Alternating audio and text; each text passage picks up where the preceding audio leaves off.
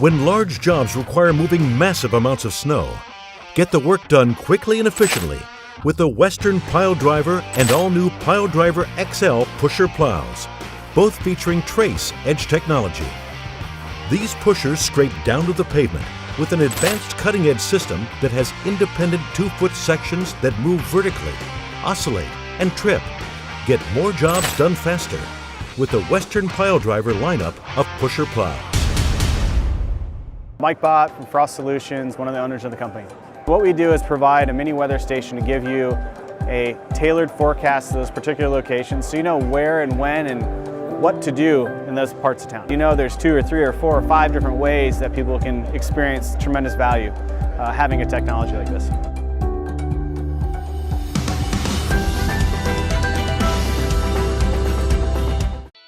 Welcome to the Entrepreneurial Journey with your host, Dave Westcott.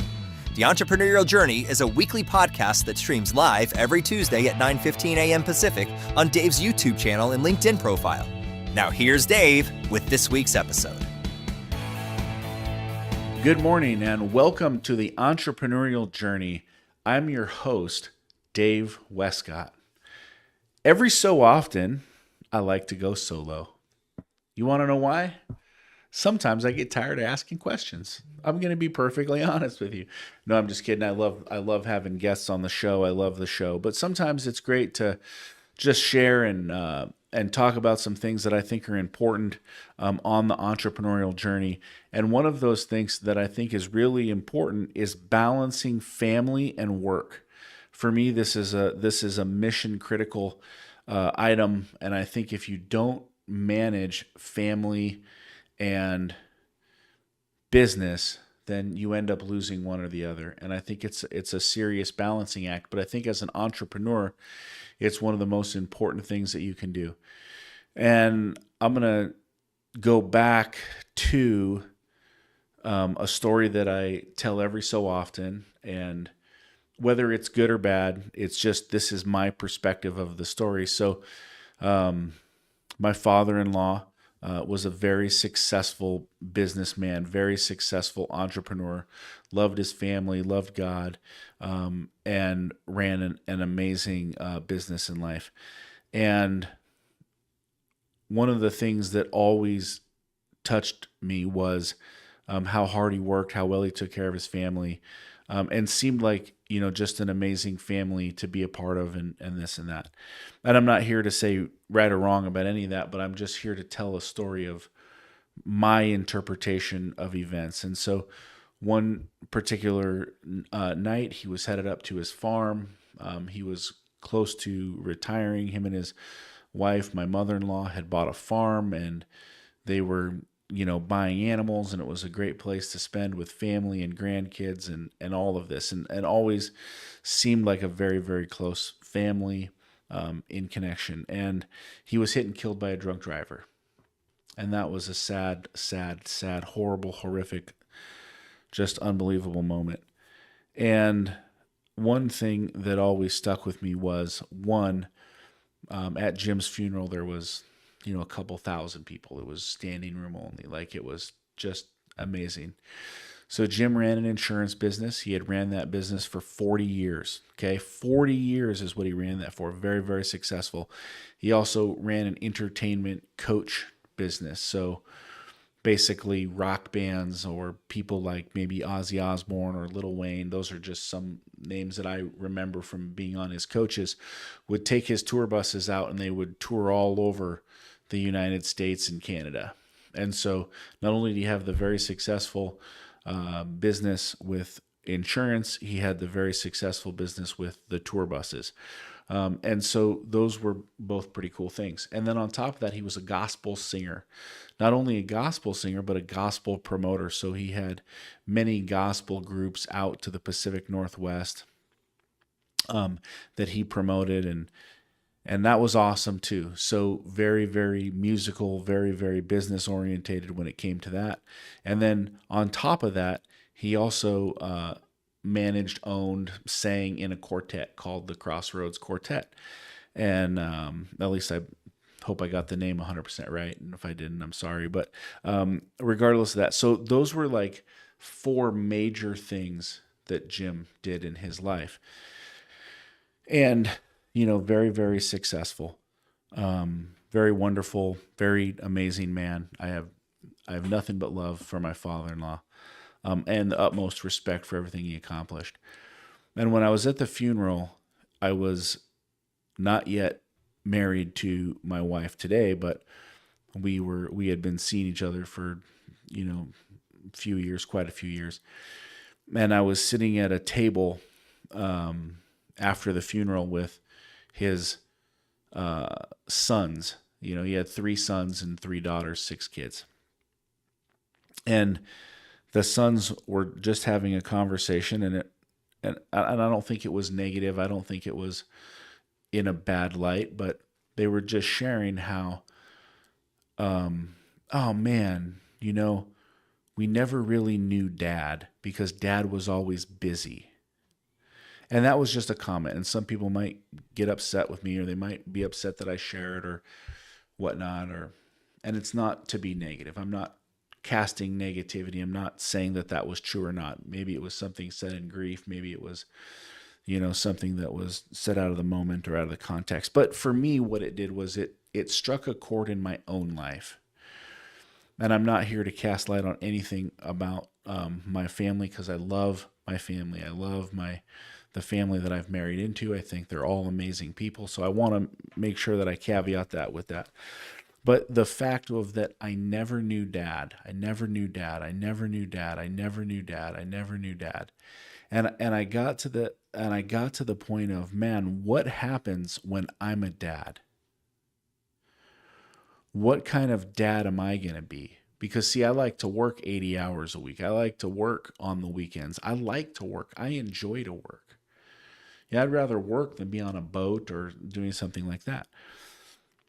And it really made me think about balancing family and balancing life and how I was going to accomplish that. And then it took me on my own journey of my own father and looking at him and thinking about, what he had accomplished and where had he been, and working hard for his family, going through, ups and downs in his own entrepreneurial journey, what that looked like, watching him get up at 4:00 in the morning in his 60s and go work in a shipyard every day, and then come back with a 2-hour commute there, 2-hour commute back, grinding for his family, thinking about the excitement of, seeing him coming to a sporting event, or just, having him there. Okay, my dad's here. Okay, I got to do good, just that excitement. And then knowing my dad, and in knowing my dad, I knew a version of my dad, but I never knew my dad. And my dad might say that's not true or this or that, but this is my story, so I get to tell it however I want. And the truth of the matter is that I knew the version of my dad that my dad wanted me to see. My dad was always strong. My dad was always heroic. My dad was always my hero, like from top to bottom. And I had an older brother, and I say had because my older brother passed away, my older brother Mark. And when my older brother passed away, we were at the funeral, and I saw my dad, and it was the first time that I kind of saw my dad like a chink in his armor. Like I kind of saw him, broken down a little bit. And wow, what that did to me internally was like, oh my goodness, my dad's not indestructible. Oh my dad has feelings, and my dad worries about things. It was crazy to me to think that my dad worried about anything, because it seemed like no matter what he went through, whether it was good or bad along his entrepreneurial journey, and his life journey, like he was always so strong. And that kind of affected me. And so I think about those two things because those things played the biggest role today in how I connect family to business. So I got married to stay married, and God willing, that'll happen. I'm not in control of so much of that, but what I want to do is be a good husband. I really want to be a good husband. Now I want to work and I want to provide for my family and I want to take care of my family. But most of all, I want to be a good husband. Most of all, I want to be good to my kids and my family. Now, I didn't grow up with wealth. Like, we were on the entrepreneurial journey. So sometimes it was feast and sometimes it was famine. And I'm not going to go into all of that today. That's for a different show. But at the end of the day, when I decided that, hey, it's time to get married, and we were going to get married, and that was something that my wife and I did, was got married. It was really like, okay, now how do I need to change my life? What things do I need to do with her? How do I need to prioritize how I live?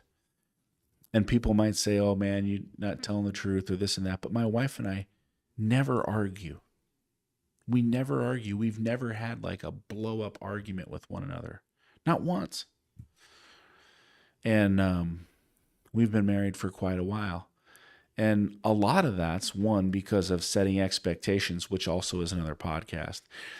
But two, it's about that we always stay connected on our journey together. And how we do that, some of how we do that is how we go to business. So a lot of what I do in the entrepreneurial journey is I'm an entrepreneur. And so I run a bee business, which is nice and fun. And we do pollination, and we do pollination contracts up and down the West Coast, and we sell honey, and that's a lot of fun. And then I own a condo management business where we manage condominiums, and that's a lot of fun too. And then we own TransBlue, which is a national facility management company that, we basically clean toilets, plow parking lots, mow lawns, that sort of thing. And then we have a franchise business. And so those are really kind of the four main areas of business that we spread out upon. And then we have other little offshoot businesses that are kind of going at any one given time. So not all my time is spent in any one business during any one week. Sometimes it's more or less for a certain business, depending on what's going on. But we put good people most of the time into those businesses to run those roles. And by doing that, we're able to spread things out a little bit, and that's a lot of fun. But what we always do is we always travel together. And so one of the things that happens in business is it's really, really easy to get so distracted and have to travel. Like, I can tell you that I think it was like 2016, and we had just had our first baby, Madeline, something like that. And we had an opportunity to do a lot of work for GFS in the Midwest, Gordon Food Services. And in that, one of the things that we had to do was go meet about 28 different properties and meet a bunch of different regional managers and, talk about the services that we provide and how we provide them and so on and so forth. And so this was going to be a road trip, and it, started in some state that I can't remember the name of, like maybe Indiana or Ohio, or I don't know, one of these states. If you live in those states, I'm sorry for you. No, I'm just kidding. Those are great states. I'm still trying to figure out where they're at. No, I'm just kidding. Got to have a little humor in there. But seriously, so we flew into one of these states, and we had to start looking at these parking lots and meeting these properties. And so there was maybe 28 properties spread over, like, I want to say like 6 different states. And so, we had to see, I don't know what it was. What is that? Like 5 or 6, 7 properties a day to get them done in like a week, right? That's basically the time that we had allotted to get these done. So we had to go in, we had to measure them, we had to look at them, we had to do a meeting, and we went together. And it was like the first trip that we were, going on with the baby together as a family. And we made a decision, we talked about it, we said, you know what? We got married to be together. We got married to spend time together. We didn't get married to be apart and to spend time away. And so we went out on this trip and we got to the parking lot and my wife's hanging out in the car and she's got the baby and the baby's in the front pack. And I'm out there with a measuring wheel measuring these parking lots and it's just taken forever. So my wife's like, hey, I want to help. So we buy a second measuring wheel and she's out there with a baby on a front pack. I wish I had some pictures of it to this day, but she's out there measuring parking lots at Gordon Food Services. We're measuring the cracks in the parking lots and doing that sort of thing. But we did that trip together. And you know what? It was fun. We stopped for nice lunches. We had a lot of time in the car just hanging out. We had our little baby Madeline with us. And it was just fun to be together. And, out of that time that we spent together, we won 9 pretty large contracts. So it was really worth it as, from a monetary standpoint. But the time that we spent together was the best. Because what would have been the alternative? Well, we could have saved a plane ticket and I could have flown out there by myself. And we probably would have saved some money on some meals. And we probably, would have saved some money here and there, but she'd been home and she'd been doing her thing. And that's fine, but we wouldn't have been together. And was it a sacrifice for her? Absolutely. There was some sitting in the car and there was some taking care of the baby and, all these different things. But, we stayed in the Westin in Detroit and the entire hotel smelled like the Chronic. So, they were definitely doing some gardening. That was an experience. You could tell that our hotel door had been kicked in a couple of times. So it was kind of crazy. We drove 8 Mile. So we went down and saw where M&M, the famous M&M 8 Mile is at. We drove that whole area. That was kind of cool. We measured a couple of Gordon Food Services in the deep hood of Detroit. People were looking at us like, what are these crazy people doing out here? But you know what? It was fun. We did it together. We also got to see Niagara Falls because our last Gordon Food Service is actually kind of cool. There's a Gordon Food Services in Michigan, right next to the University of Michigan campus. So we got to see that. That was a lot of fun. We got to hang out there. And then our trip ended us in Buffalo, New York. And so we got to go see Niagara Falls. And we saw Niagara Falls and we went on the boat tour and we did the whole 9 yards. And we were able to experience that together as a family. And we were able to do that because we made the sacrifice. And those little moments bind us together as a family. Those little moments keep us close together as a family. And so what we decided, and I don't know if we said the words out loud or we wrote them in stone, but we said, when we go, we're going to go together. And so we've traveled all over the place and we take the whole family. And yes, it's expensive because now we have 3 kids and we have 3 dogs at home. And so, but when we travel, we're together. And one of the things we found out is like the motel rooms are getting kind of small. So now it's kind of like you need 2 motel rooms. So now it's just not 1 hotel room, it's 2 hotel rooms. Because, the older kids, they kind of get their own room, so that they've got some space and that we've got some space. And that's another cost. And now, as they're all getting to be above 2 years old, now it's 3 plane tickets plus my wife and I. It's expensive. But how cool is it that no matter what we're doing, we wake up together. We're able to have our family devotion together. We're able to have dinner together. We're able to say goodnight with one another. And we're always able to do 1 or 2 special little things that you wouldn't get to do anywhere else. Like, for example, we were just in Vail, Colorado for the SIMA Symposium Leadership Forum. We took that opportunity to drive to Aspen. Aspen was amazing. We then took that opportunity because I had another business meeting in Kansas City to drive from Aspen to Kansas City. We drove over Independence Pass. I'll never do it again. as long as I live. Like, you get down to 1-lane roads, you have hairpin turns, you feel like you're falling off the edge of a cliff. I was literally going 4 miles an hour at one point, but my kids were there. Guess what? The turns were crazy. They threw up in the back seat. We had to finally get off the mountain and then find a place to pull over, and we had to shovel all that nonsense out of the car. But we were together. We were making memories. We're spending time together. It was an amazing thing. On that journey, I got to see my uncle. And I got to introduce my son to my uncle. And that was an important moment. That was amazing. I hadn't seen my uncle since my grandmother had passed away many, many years ago.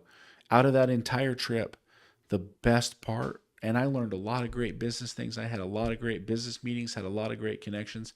The best part of that entire trip was being able to take my son to meet his uncle. For me, it was the best part, hands down. So by integrating family into what we do, life becomes really important. Plus, your kids get to understand what you do, and they understand the business. And it's not just a business that is about you, it's about them. And it's about the relationship, and it's about understanding who you are. It's about seeing you for the good and the bad. Because I love my father-in-law, but I never want to die and say, I didn't know my dad. What did my dad like? What was my dad really like when nobody watched? When nobody could see my dad, how did he act? What kind of man was he? You know, that's important to me. I never wanted to have kids and say, gosh, you know, I've never seen my dad, you know, break down. I've never seen my dad be real. So I want to be real with my kids at all times. And so I think that marrying those two things along the entrepreneurial journey are really important. And listen, in business, like, there is times we are barely scraping by. You know, it's not that, you know, no matter what the business looks like on social media or whether it looks like online or whatever you might see, like, there's very tough moments in business, but you have to make those sacrifices. Gosh, can we afford this plane ticket? You know, can we afford to go in this hotel together? Absolutely we can. Because if I were going to die tomorrow, would I want them in that hotel with me? Or would I say, no, I don't want to spend that time with you? And so it's really, for me, it's just understanding that connection. And then it's the time and the quality that you spend with them along the way. And so what does that look like? And for me, what that looks like is this real intentional focus of when I am home, giving them as much of that time as humanly possible. Now, I will say that during tough moments or tough times, it's less easy. But I think being driven to spend time with them is the best thing possible. So as an example, this last weekend was a holiday, and I worked all week. And then, you know, I worked a little bit on Saturday, and at some point I decided, I think it was around 11 or something like that in the morning on Saturday, that, hey, now it's time to spend time with the family. And so I took my phone and I just turned it upside down and I put it on the charger. Now, I didn't touch it again until like 11 o'clock the next night. Now, there was maybe, you know, I don't know, many hours that went by where I was just hanging out with them. We went for a walk on the beach. We did some barbecuing. We played some video games. We were just hanging out with one another. It's okay to put your phone down. It's okay to detach. And it's good for them to see you detaching from the business, from the work that you do. And whether you own your own business or you're an executive or you're just an employee, it's okay to just take that time with your family. You have permission to take that time. And then I looked at my phone late that night and I saw a lot of text messages and emails, and I, you know, responded to them. And some people on the East Coast got a text message at like 2 a.m. and said, oh, Dave's a jerk, you know, whatever. But, you know, maybe they were still up playing with their kids. I don't know. But then from there, you know, what did I do? Now I put it back down again. And I didn't look at it again until, you know, this morning. I let another day go by. Why? I don't need to be involved in all of those things. Like at the end of the world, at the end of the time, what's going to happen is going to happen. I don't really control any of it. But if I go into time that I should be spending with my kids and worrying about things that I can't control, it just makes the experience for everybody miserable. Right? I can take the stress and the struggle and I can take that home. And when I take that stress home, all I do is put that on them. You know, and that's not the kind of leader that I want to be. That's not the kind of parent that I want to be. So what do I try to do when I get home? What I try to do when I get home is take my work phone, put it upstairs, and put it on the charger and not look at it till the next day. And I won't say that I'm perfect at this. I'll say that 99% of the time, 98% of the time, I'm good with it. But emergencies are going to happen at work. Failures are going to happen at work. Customers are going to be upset. Those things are just going to happen. When you think to yourself, I can't wait to just get through this to-do list. When this to-do list is done, I'm free. When I sell this contract, I'm free. When I make this much money, I'm free. There was an interesting study done with people who had millions of dollars. And the people who were making $500,000 a year, they said that true happiness comes when I make $1 million. And then they talked to the people who made $1 million and they said, true happiness comes when I make $5 million. And they talked to the people who had $5 million. They said, true happiness comes when I make $15 million. And they talked to the people who made $15 million. They said, true happiness comes when I make $100 million. See, it's always more. It's never enough. But the richest man in the world has a family who loves him. If you come into the house and it's cold and it's empty and it's dark, but it's filled with the most beautiful things in the world, it means nothing. And you sit there and you think, oh man, I miss the laughter. I miss the voices. I miss the joking around. I miss the banging of pots. I don't know.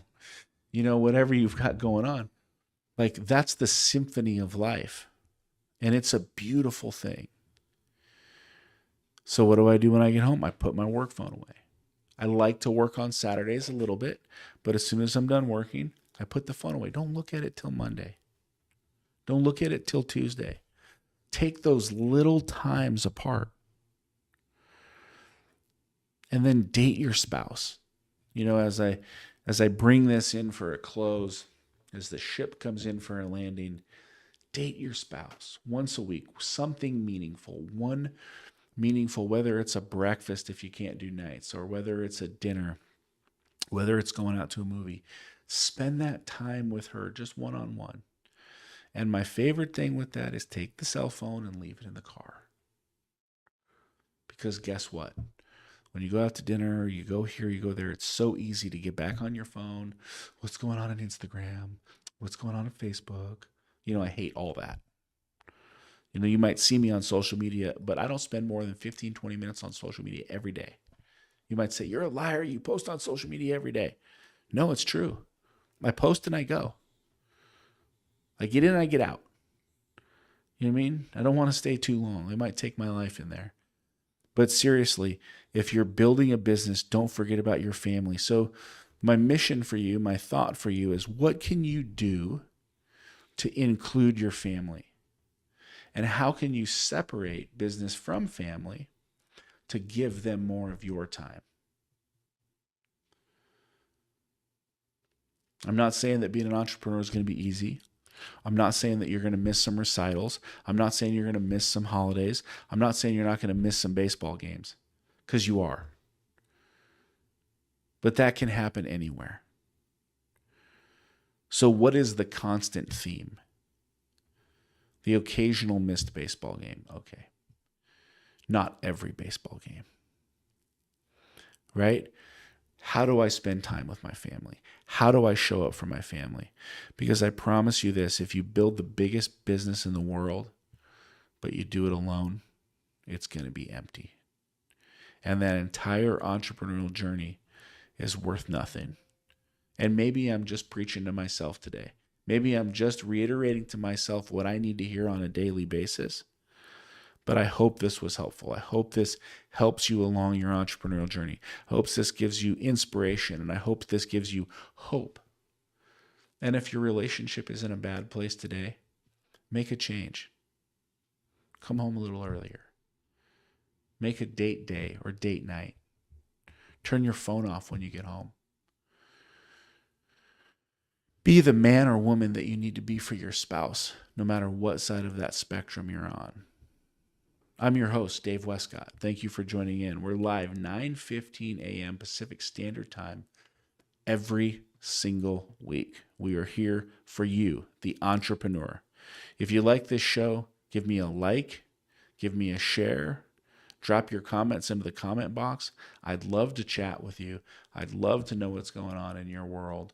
Send me a direct link message on LinkedIn. That's the best place to touch base with me, is message me through LinkedIn. But follow me on LinkedIn, Facebook, Instagram. Check out my YouTube channel. I'm running a marathon. Got some cool tips and tricks and videos, mostly of pain. But at the end of the day, it's a journey that I'm thankful for as well. I just hope you enjoyed the show. Look forward to tuning in with you next week. Mike Bott from Frost Solutions, one of the owners of the company. What we do is provide a mini weather station to give you a tailored forecast to those particular locations, so you know where and when and what to do in those parts of town. You know there's 2 or 3 or 4 or 5 different ways that people can experience tremendous value having a technology like this.